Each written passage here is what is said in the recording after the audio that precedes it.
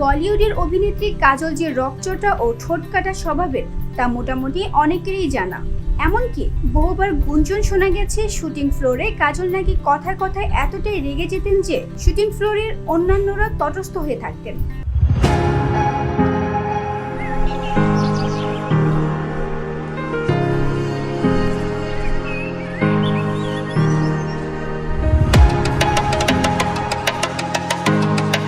তবে কাজল কিন্তু একেবারে ক্যারিয়ারের শুরুতে এমনটা ছিলেন না। উল্টো ফিল্ম ইন্ডাস্ট্রিতে কাজলের মতো নরম মনের মানুষ তখন প্রায় দেখাই যেত না। আর তাই তো প্রথম সিনেমায় একটা দৃশ্যর শুটিং এর পর হাউমাউ করে কেঁদে ফেলেছিলেন কাজল। সময়টা 90-এর দশক, তখন সবেমাত্র বলিউডে পা দিয়েছেন তনুজা কন্যা কাজল।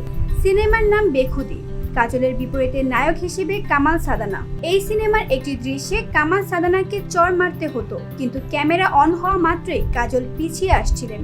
কিছুতেই চড় মারতে পারছিলেন না কামাল সাদানাকে।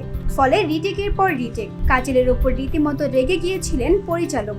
রেগে মেগে কাজলকে তিনি বলেই দিলেন, তোমার দ্বারা হবে না।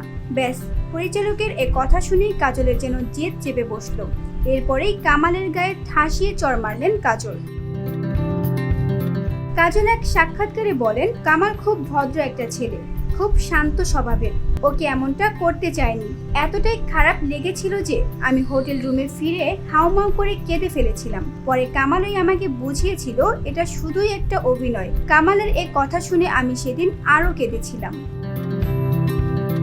BOD Bangla news desk.